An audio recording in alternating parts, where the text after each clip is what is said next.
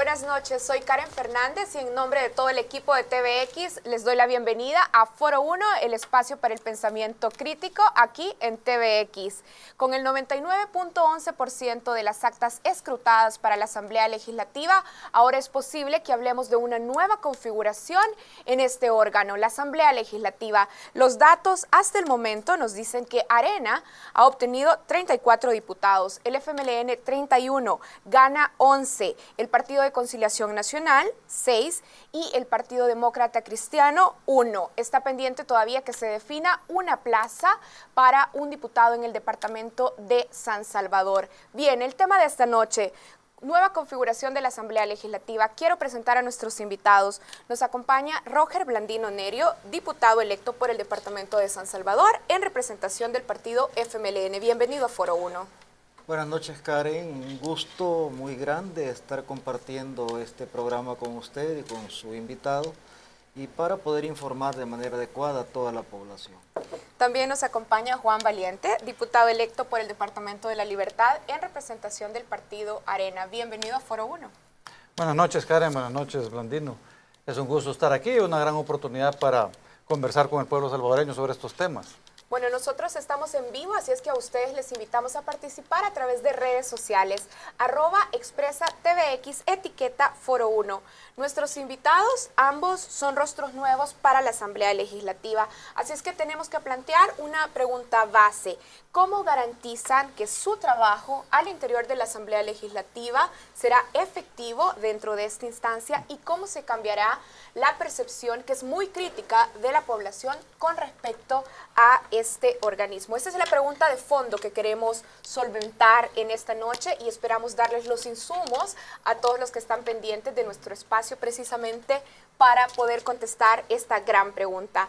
Bien, vamos a iniciar evaluando la gestión de la Asamblea Legislativa que termina. Me gustaría iniciar con el señor Valiente.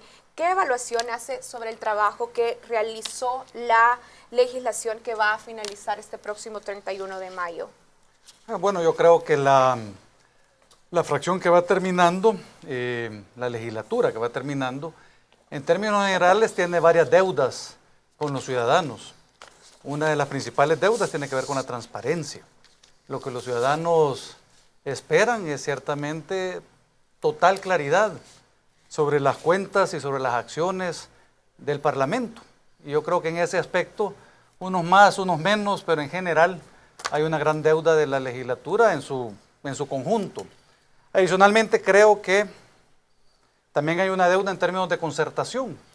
Se habla mucho y se le da mucho discurso al tema del diálogo, al tema del consenso, de la gobernabilidad, pero la legislatura pasada, en términos generales, ha recetado simple aritmética legislativa en contra del partido Arena para facilitar acuerdos que tal vez no eran tan buenos para el país.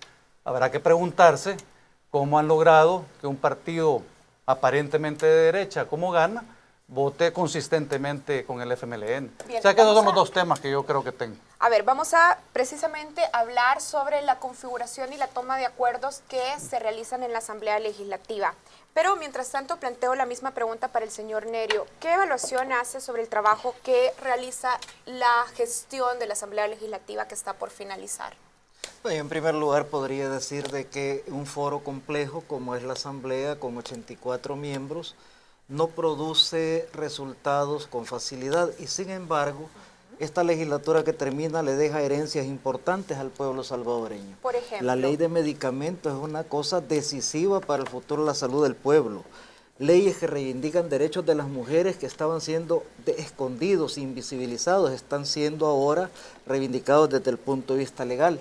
El reconocimiento de los pueblos originarios es una cosa magnífica, pero por supuesto hay deudas sensibles como la imposibilidad que hubo en la actual legislatura que está por terminar de aprobar la Ley General de Aguas. Eso es decisivo para el país.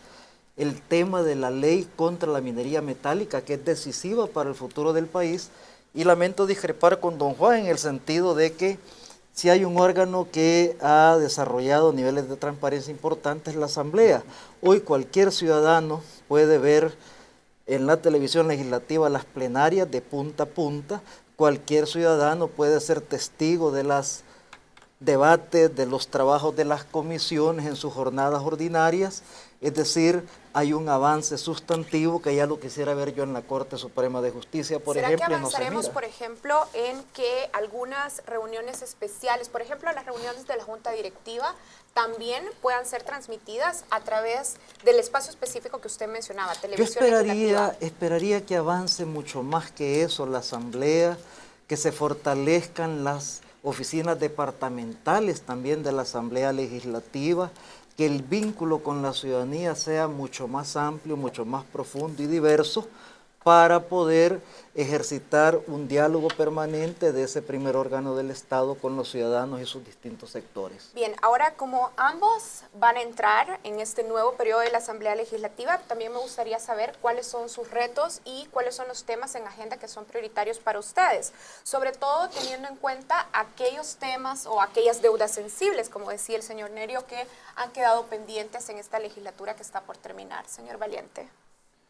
Bueno, yo creo que el primer reto que tenemos como nuevos legisladores es precisamente dar una señal de concertación y de diálogo y de consenso a los ciudadanos. O sea, ¿qué más puede esperar un ciudadano? ¿Por qué no podemos soñar con que la nueva legislatura empiece con acuerdos de 84 diputados? ¿Por qué es tan difícil ponernos de acuerdo en cuál debería ser la conformación adecuada de la Junta Directiva que refleje realmente el deseo ciudadano, el voto ciudadano? Si lográramos eso, además de los otros retos que tenemos pendientes, creo que sería mucho y un muy buen mensaje para la ciudadanía. Nos vamos a corte, pero rápidamente, ¿cuáles son los retos y cuáles son sus prioridades en la Asamblea Legislativa? Yo creo que debemos dejarnos cargo los diputados electos y los partidos políticos que representamos, que la ciudadanía ha dejado un mensaje claro. Nos ha dado un nivel de representación que no permite que ninguno por sí mismo tome decisiones. Es decir, nos ha llamado el pueblo imperativamente a dialogar, a buscar construir concertación, y creo que ese mandato debemos de respetarlo. Por nuestro lado, como FMLN, es una reflexión profunda que venimos haciendo desde que hemos venido conociendo los resultados y por tanto es un compromiso. Tenemos que recordar algunos datos. Hasta ahora el Tribunal Supremo Electoral ha escrutado más del 99.11% de las actas para la Asamblea Legislativa. Algunos de los datos que ya tenemos son que FMLN y Arena en el departamento de San Salvador hasta hoy tienen 10 diputados. Departamento de San Salvador todavía está pendiente que se defina un diputado. En este caso estamos hablando de una cuenta pendiente para los partidos Arena y Cambio Democrático. Pero en general, a nivel país, ¿cómo queda la conformación legislativa hasta hoy? Arena tendría 34 diputados, FMLN 31, Gana 11, PCN 6 y PDC 1. Antes de irnos a la pausa, el señor Nerio decía, bueno, a nivel del partido ya estamos haciendo una reflexión profunda de los resultados. Me gustaría conocer qué elementos incluye esa reflexión que se está haciendo al interior de su partido. Yo señalaba en mi intervención anterior que la almendra de esta reflexión tiene que ver con el mensaje del pueblo. El pueblo ha llamado a todas las fuerzas políticas, no solo a los partidos más grandes, a buscar entendernos. No le ha dado posibilidad a nadie de decidir por sí mismo, ninguneando, como se dice coloquialmente, a nadie, de tal forma que estamos obligados a concertar por el bien del país. Y el FMLN está llamando a todos sus diputados electos y diputadas a poner la mejor de las voluntades, el mejor espíritu al servicio de la patria. Bien, ahora, siempre que tenemos resultados de la Asamblea Legislativa, el tipo precisamente de reflexión que nos dicen los partidos políticos que hacen es este, precisamente. Los partidos políticos no concentran por sí solos la posibilidad de tener mayoría, entonces se dice, bueno, la población muy inteligentemente nos ha enviado el mensaje de que tenemos que entendernos y que estamos obligados a concertar. Pero sobre la práctica no siempre vemos esa buena voluntad que se expresa al final de la elección e inmediatamente que se producen los resultados y luego resulta que esa buena voluntad que se expresa se va minando. Señor Valiente, en el caso de Arena y en su caso particular, ¿cuáles son los criterios generales que va a tomar en cuenta para decidir, por ejemplo, si apoya al Ejecutivo, los proyectos que el Ejecutivo lleva para discusión al interior de la Asamblea Legislativa? ¿Cuáles son los criterios? Bueno, los criterios deben ser el bien común. ¿Cómo lo definimos? Bueno, que realmente es conveniente para el desarrollo del país. Y ciertamente en esa área tenemos visiones diferentes. Hay algunos partidos en la Asamblea que favorecen mucho más el rol del Estado y quizás promueven a nuestro juicio excesivamente la intervención del Estado en los asuntos privados. ¿Está mal favorecer el rol del Estado? Hasta cierto punto es necesario. ¿Cuáles son los límites? Nosotros creemos que hay que favorecer más el mercado y usar los recursos del Estado para proteger a las personas, a los ciudadanos, de los abusos potenciales del mercado. Entonces, sobre esa discusión es que todo en el fondo reside. Y entonces yo lo que invitaría a mis colegas del FMLN y de los otros partidos es precisamente que nos demos la oportunidad de discutir a fondo las diferencias y que construyamos una propuesta que sea del gusto de todos. Yo sigo pensando que podemos, en lugar de recetar aritmética legislativa de unos contra los otros, que podemos entre todos votar, legislar en bien del país. ¿Y qué sería mejor que tener 84 votos consistentemente? No siempre, seguramente no será posible, Bien, pero consistentemente. Quiero hacer una pregunta, una repregunta más bien a partir de su respuesta. Es importante que podamos establecer precisamente entonces cuáles son los criterios de acuerdo a los cuales se rige la toma de decisiones en sus partidos políticos y en sus casos particulares. Usted me decía, señor Valiente, en el caso de Arena, nos dice hay algunos partidos que piensan en favorecer más el rol del Estado, pero usted me decía algo, un criterio debe ser favorecer más el mercado. ¿Eso cómo se expresa dentro de la Asamblea Legislativa y en las decisiones que usted va a tomar como diputado? El criterio favorecer más el mercado. Una de las cosas más importantes para las personas es precisamente tener empleo. O sea, y la mejor responsabilidad social de todos es ofrecer a las personas un empleo digno. Pero no habrá empleo si no hay inversión. Obviamente la inversión pública puede generar algún empleo, pero su impacto es limitado. Es importantísimo promover la inversión privada para que haya empleo y empleo de calidad. Entonces, eso es lo que tenemos que discutir. ¿Qué condiciones necesita la iniciativa privada, nacional y extranjera, para beneficiar a El Salvador como destino de sus inversiones y precisamente ofrecer, ojalá, unos 100,000 empleos adicionales durante los próximos años a los salvadoreños para salir del hoyo en el que estamos? ¿Nos ha funcionado esta fórmula? Tener en cuenta los criterios del mercado, tener en cuenta qué condiciones necesita la inversión para dinamizar el desarrollo en El Salvador. ¿Esa fórmula ya nos ha funcionado desde el plano legislativo? Esa fórmula de generar inversiones ha funcionado en muchos países. O sea, y tenemos que ver el ejemplo internacional. Tenemos países como Corea, tenemos países como Singapur, tenemos países como Irlanda, donde esa fórmula de inversión privada ha ayudado. Obviamente necesita complementarse con otras cosas donde yo creo que no habrá discusión en la Asamblea. Por ejemplo, el tema de la inversión en educación. Venimos desde hace casi 30 años diciendo que necesitamos invertir más en educación, pero no lo ha hecho ni Arena ni el FMLN. Tal vez ahora entre los dos lo podemos hacer. De hecho, una primera iniciativa que yo tengo promovida por FIECA es la Ley de Financiamiento Especial para la Educación, que pide al Ejecutivo que a partir del año entrante aumente 0.5% todos los años hasta llegar a 6% sobre el PIB la inversión en educación. Bien, misma pregunta para el señor Nerio. ¿Cuáles son los criterios que en el caso de su partido y en su caso particular tiene en cuenta y pone sobre la mesa para tomar decisiones al interior de la Asamblea Legislativa? Bueno, en primer lugar hay una guía general de compromisos que asumimos con la población salvadoreña en nuestra plataforma legislativa.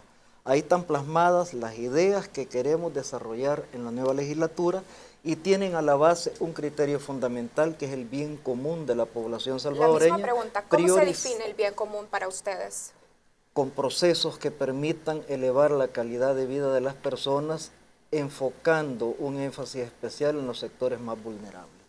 ¿Qué hemos logrado en estos años y que nos puede permitir decir que estamos empezando a construir procesos en ese sentido? Hemos logrado, por ejemplo, hacer una transferencia mayor de tierras que nunca en los 20 años que gobernó Arena hacia sectores necesitados de este recurso. Hemos logrado un proceso de reactivación del sector agropecuario que empieza a despuntar en los años recientes y que permite pensar que en un par de años más el tema de la soberanía alimentaria será una discusión sobre cosas concretas en el país. Eso es generar empleo también. Hemos logrado reactivar sectores de la producción que estaban prácticamente aniquilados, como el sector de los zapateros artesanales, los talleres que se han recuperado, los talleres de costura, etcétera, vinculados a programas gubernamentales. Nosotros no hemos dicho que rechazamos la propiedad privada ni la inversión privada. Hemos dicho que debe haber una combinación correcta de inversión estatal que estimule factores de la economía y de generación de condiciones para que la inversión privada vaya en proceso de crecimiento. No creemos absolutamente en esa mano invisible del mercado que viene a satisfacer necesidades. Lo que ha producido en muchos países esa mano invisible es el ahorcamiento de los sectores más vulnerables, de tal manera que ante eso no podemos estar de acuerdo. Por supuesto que hay que discutir las formas, las condiciones, los métodos con los cuales se deberá de trabajar y buscar hacer el esfuerzo más grande posible de entendimiento, de comprensión, que permita juntar voluntades de todas las fuerzas políticas. Bien, hablemos de negociaciones, y es que tenemos muy claro, es un criterio que queremos dejar por sentado en esta mesa, que las negociaciones entre Ejecutivo y Legislativo e incluso las negociaciones en los partidos políticos al interior de la Asamblea Legislativa son claves y propias de la democracia. Eso está muy claro para nosotros. Sin embargo, el problema es que estas negociaciones en los últimos años al interior de la Asamblea Legislativa no son del todo transparentes, y podemos decir en las últimas décadas. ¿Y por qué no son transparentes? Al final sabemos que se termina negociando la toma de decisiones y canjeándola, por ejemplo, apoyo legislativo a cambio de repartir instituciones, por ejemplo, la presidencia de la Corte de Cuentas de la República, los magistrados de la Corte Suprema de Justicia, la misma elección del fiscal general de la República.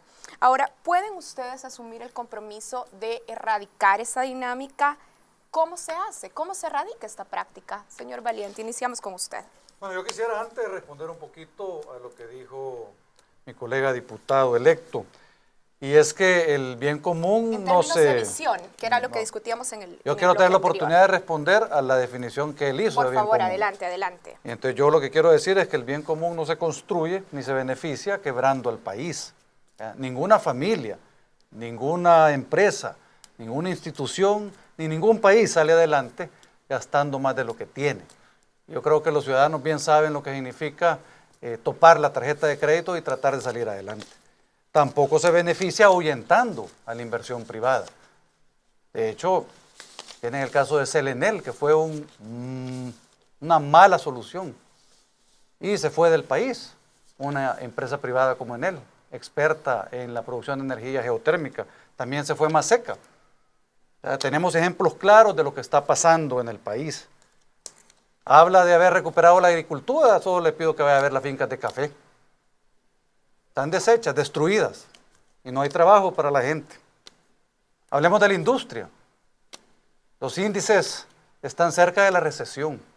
Entonces realmente hay que trabajar conjuntamente, porque para nosotros está claro que la visión que el FMLN y Gana han impuesto sobre el país nos está llevando al despeñadero.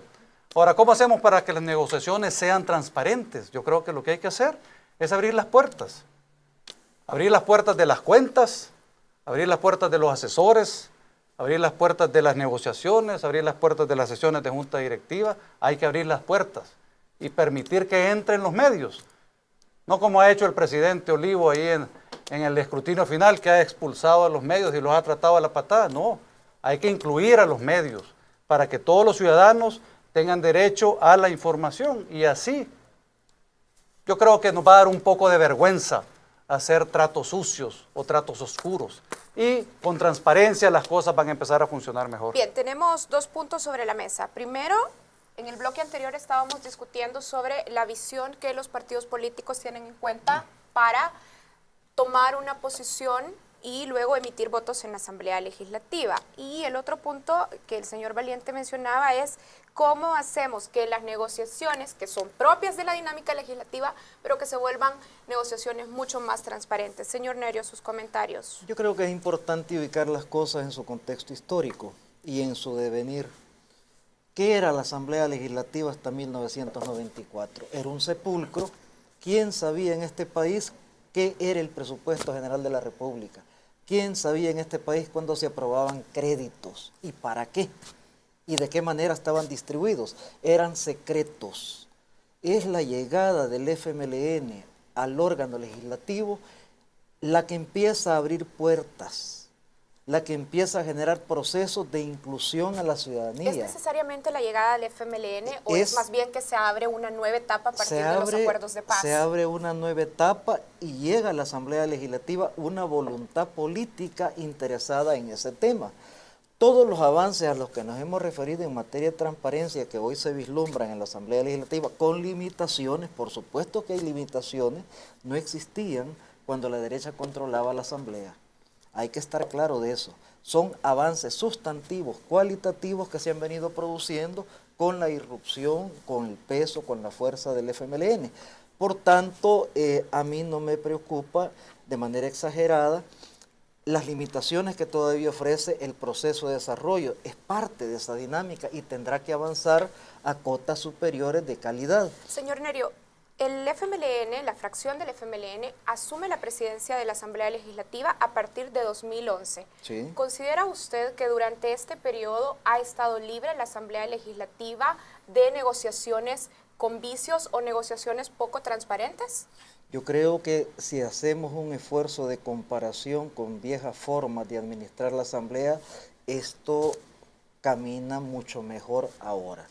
¿Que hay defectos? Por supuesto que los hay. ¿Qué tipo de defectos podría señalar en este Por tema? Por ejemplo, a mí me parece que han habido limitaciones para poder transferir o trasladar a la ciudadanía de manera más permanente los elementos que impiden que se resuelvan temas centrales para la comprensión. En esto también juega un papel el mundo de los medios que filtran determinadas informaciones para que la gente no logre comprender exactamente qué pasa. Le voy a mencionar un tema. ¿Por qué no se aprueba la ley del agua? Y usted lo que va a encontrar ahí es un enfoque de algunos medios que tratan de generar una visión confusa y equivocada del fondo de la situación. En el fondo lo que hay es un debate entre un enfoque privatizador del agua y un enfoque que plantea que el agua debe ser un bien al servicio de la gente. Bien, decíamos en el bloque anterior, la dinámica de negociaciones y acuerdos dentro de la Asamblea Legislativa es natural. Sin embargo, nos preocupa precisamente el acceso que tenemos los ciudadanos, el acceso que tenemos los medios de comunicación a el tipo de decisiones que se toman y la transparencia con la que se llega a estos acuerdos. Bien, hay una pregunta que nos ha quedado pendiente. ¿Cómo avanzar en que los apoyos legislativos se tomen de la manera más ética posible, de la manera más transparente y abierta al acceso de los ciudadanos, a la comprensión de los ciudadanos y de los medios de comunicación? En particular, ¿cómo erradicamos vicios de las legislaturas anteriores en las cuales se cambia apoyo legislativo por control de algunas instituciones? Bueno, yo creo que hay que realmente aprovechar la apertura democrática que logramos como país en los acuerdos de paz. Lamento que mi colega del FMLN desprecie el rol que ha tenido la sociedad civil en ese gran mérito del país. No es únicamente por el FMLN, de hecho el FMLN fue uno de los que estaba peleando encarnizadamente contra el ejército. Eran las dos fuerzas opositoras. Hubo muchos elementos de sociedad civil, tanto de izquierda como de derecha, o de pensamiento de izquierda, pensamiento de derecha, que contribuyeron a que tuviéramos ese nuevo punto de partida como país. Ahora, sin embargo, yo no estoy acostumbrado a seguir viendo para atrás y vivir viendo para atrás. Yo creo que los retos están adelante. Bien, ¿cómo asumimos los retos hacia adelante en esta legislatura? Yo creo que podemos empezar con el nombramiento de la Junta Directiva de la Asamblea Legislativa. O sea, cómo nosotros tratamos de elegir personas idóneas para los cargos de la Junta Directiva. Ya en las elecciones del año pasado, bien o mal, por 6,000 votos, ganó el presidente Sánchez Serén el cargo, el puesto. Ahora el FMLN es evidentemente la fuerza mayoritaria del país, tanto en las elecciones municipales como en las elecciones de Asamblea Legislativa. Y sin embargo, aunque como fuerza mayoritaria tuviéramos el derecho a tener la presidencia, así como la tuvo el Frente con las elecciones presidenciales, tuvieron más votos, ahí está el presidente Sánchez Serén. Yo creo que también estamos dispuestos a buscar una fórmula, un modelo de gobernabilidad que nos permita a todos apoyar a la nueva Junta Directiva. Entonces hay que definir perfiles. Hay que dejar de repartirnos cargos y repartirnos puestos en instituciones. Así nunca vamos a salir adelante. Vamos a salir adelante si hay diálogo franco, si hay discusión abierta, si creamos entre todos un modelo, busquemos a la persona correcta. Puede ser que esté entre la gente del Frente, no sé. Puede ser que esté entre la gente del FMLN, de Arena o de otro de los partidos. Lo importante es saber quién puede guiar la Junta Directiva de manera que sirva a los intereses del país. Bien, ya estaba entonces poniendo el tema de la silla de la presidencia de la Asamblea Legislativa. En este caso, tanto Arena como el FMLN ya en sus declaraciones públicas y de sus representantes han dicho que merecen la silla precisamente. Y en el caso del FMLN nos gustaría conocer cuál es su opinión sobre este tema. Mire, yo creo que todos los partidos tenemos vocación de poder, si no, no fuéramos partidos políticos. Y por tanto tenemos aspiraciones de vernos representados de la mejor manera en los cargos importantes que el país tiene en sus espacios de Estado. Nosotros tenemos la aspiración de que uno de nuestros compañeros pueda ser, o compañeras, pueda ser quien asuma la presidencia de la Asamblea. Por cierto, entre paréntesis, debo de decirle que por primera vez en El Salvador un partido político lleva la mitad de hombres y mujeres a la Asamblea Legislativa y al Parlamento Centroamericano. Pero bien, volviendo al punto, aspiramos a eso y reconocemos que legítimamente todos los partidos de la Asamblea Legislativa, incluso los más pequeños, aspiran a eso. El día que renuncien a esa idea, renuncian a ser partidos. Debemos de entendernos, debemos de buscar un marco concreto de entendimiento que permita darle al país una Junta Directiva de Asamblea Legislativa que goce del respaldo, del consenso y del reconocimiento de todas las fracciones. Cómo ese punto de partida va a evolucionar, a madurar en una decisión sobre personas, sobre nombres, es un tema que en las próximas semanas veremos. Bien, ustedes ambos como representantes de la Asamblea Legislativa y en el caso, por ejemplo, de acompañar las decisiones del Ejecutivo, ¿consideran que hay suficiente voluntad, en el caso de Arena, por ejemplo, de, en efecto, acompañar al órgano ejecutivo en ejecución del plan de gobierno? Ciertamente en aquellos temas que sean de beneficio para la gente, sí. Porque nosotros en Arena no estamos en el partido por vocación de poder. Nosotros en Arena estamos en el partido y constituimos el partido porque tenemos vocación de servicio. Yo creo que esas son una de las grandes diferencias que existen entre las distintas fuerzas que estamos en la Asamblea Legislativa. Por supuesto que vamos a apoyar algunas iniciativas del presidente Sánchez Serén. Por ejemplo, el presidente dijo en su plan quinquenal que presentó recientemente que quería llevar la inversión en educación a 6% sobre el PIB. En eso estamos de acuerdo nosotros. Hagámoslo ya. No necesitamos esperar a la siguiente legislatura. Ya puede esta legislatura, la actual, aprobar una ley especial de financiamiento para hacer la diferencia. Dejemos de darle a la gente a tol con el dedo.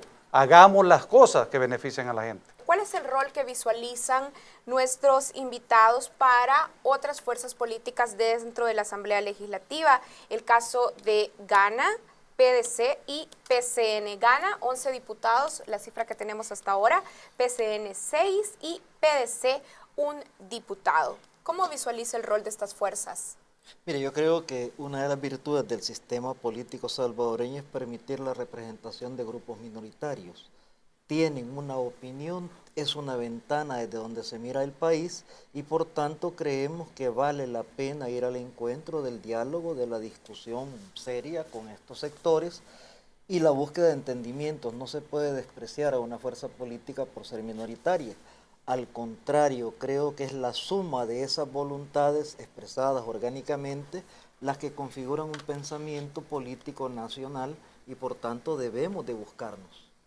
En el caso de Arena, ya lo decíamos, para el departamento de San Salvador, hasta ahora está pendiente que se defina un diputado.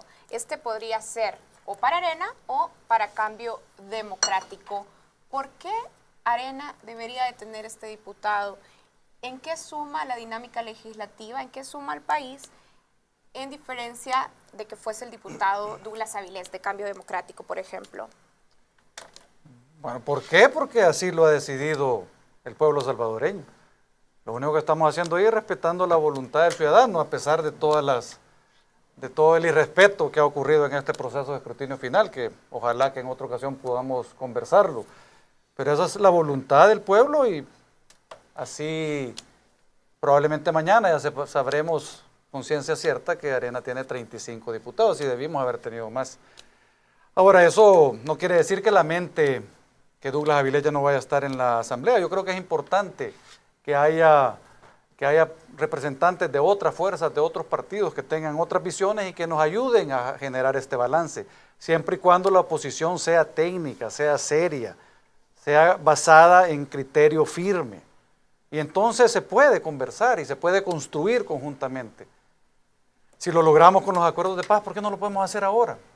Uno de los temas pendientes de los acuerdos de paz fue el tema realmente económico-social. Logramos arreglar muchas cosas que tenían que ver con el abuso del poder militar y que tenían que ver con la estructura de la democracia. Eso lo fortalecimos muchísimo, pero todavía tenemos que trabajar en el tema económico-social. Y eso lo podemos hacer ahora, creo yo.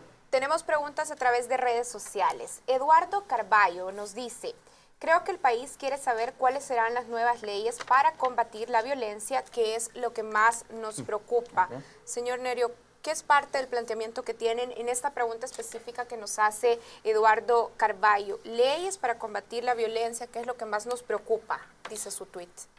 Hay varios esfuerzos que están planteados. Precisamente ayer fue aprobada ya la ley contra las extorsiones, que era parte de los compromisos.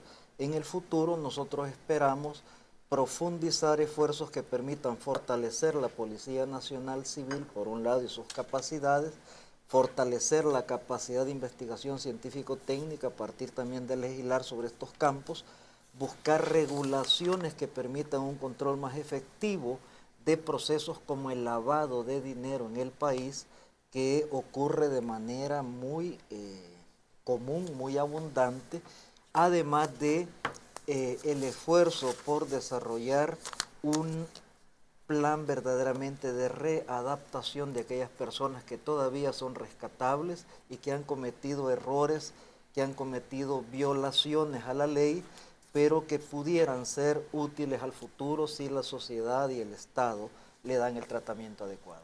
Bien, tenemos una pregunta específica que nos envía David Pérez. La cuenta es @GDavidPérez. Dice, pregunta al señor Juan Valiente: ¿la solución es el libre mercado, el no pago de impuestos de las grandes empresas?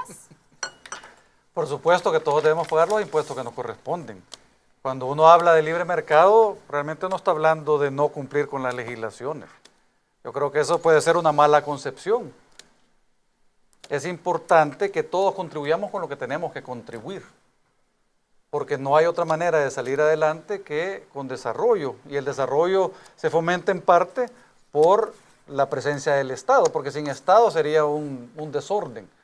Lo que estamos discutiendo es qué tan grande es el rol del Estado. Queremos que el Estado sea omnipresente y que norme la vida completa de las personas, como en Cuba, que uno ya no tiene ni siquiera la libertad de salir del país. Ahora las cosas empiezan a cambiar porque se han dado cuenta después de ¿cuántos años? Que es un fracaso económico, que no hay futuro para el país si siguen así. Entonces es importante que conversemos sobre cuáles son los límites y qué tanto necesita de control del mercado para no dañar a las personas, porque ciertamente hay abusos y se cometen abusos. Mire la crisis que acaba de pasar en el 2007, 2008, 2009, con el abuso de las hipotecas en Estados Unidos, que al final tuvo repercusiones internacionales. Entonces, es necesario que haya reglas y que se cumplan, entre ellas el pago de los impuestos, por supuesto. Bien, bueno, vamos a tener que ir cerrando el programa, pero tenemos que hacer una reflexión final y para nosotros es muy importante que ustedes puedan señalar algunas acciones específicas. Durante los últimos años, la Asamblea Legislativa ha protagonizado numerosos señalamientos sobre la administración que hacen de su presupuesto y de sus gastos. Por ejemplo, salarios, viajes, cobro de viáticos y otros. Esto sin duda ha afectado la imagen del órgano legislativo. Por ejemplo, como ya lo decíamos antes de irnos a la pausa, la última encuesta de la Universidad Centroamericana José Simeón Cañas, UCA, señala que el 49% de la población no confía en la Asamblea Legislativa. Como nuevos diputados, me gustaría escuchar cuál es su planteamiento de acciones concretas que puedan impulsar para revertir esta desconfianza. Mire, yo creo que en primer lugar debemos, el conjunto de los diputados, proponernos un control más exhaustivo del presupuesto de la Asamblea Legislativa. Obviamente la Junta Directiva es la que administra la Asamblea, pero los diputados no somos seres ciegos, ni sordos, ni mudos. Debemos de precisamente contribuir a esos controles y a la difusión del manejo de la administración de la Asamblea para satisfacción de la ciudadanía. Pero de vuelta, yo quisiera insistir en un tema. Hay una intencionalidad en el manejo de ciertos medios sobre errores que efectivamente están ocurriendo en la Asamblea y la ocultación de otros. Yo le puedo asegurar que gasta menos en fiestas la Asamblea que la Corte, pero no se dice nada. Es decir, hay una protección a un sector del Estado y hay un cuestionamiento a otro. Me parece que eso es incorrecto. Como usted lo decía, no porque no se publique de un sector del Estado, deja de ser un error. Un error. Un error, y menos en estos tiempos que, como aquí ha sido puesto sobre la mesa, el país no está de manteles largos como para dedicarse a despilfarrar recursos. Yo creo que el presidente de la República está dando un ejemplo interesante del esfuerzo de austeridad que desde el Ejecutivo se desarrolla y los demás órganos del Estado debemos de ponernos a tono. Bien, la misma pregunta, acciones concretas para mejorar la credibilidad de la Asamblea Legislativa. Lo primero que necesitan los ciudadanos es información. Yo creo que los ciudadanos hay muchos temas que no los conocen. No saben que las fracciones reciben entre 10, 12 mil dólares por diputado todos los meses y que el jefe de fracción administra esos fondos. Eso no debe ser así. Debe haber una estructura, debe haber reglas de uso, debe haber reglas de transparencia, debe conocerse esa información. Nosotros en Arena estamos trabajando en un reglamento interno para que las cosas sean transparentes y se conozcan. Los otros partidos deben hacer lo mismo.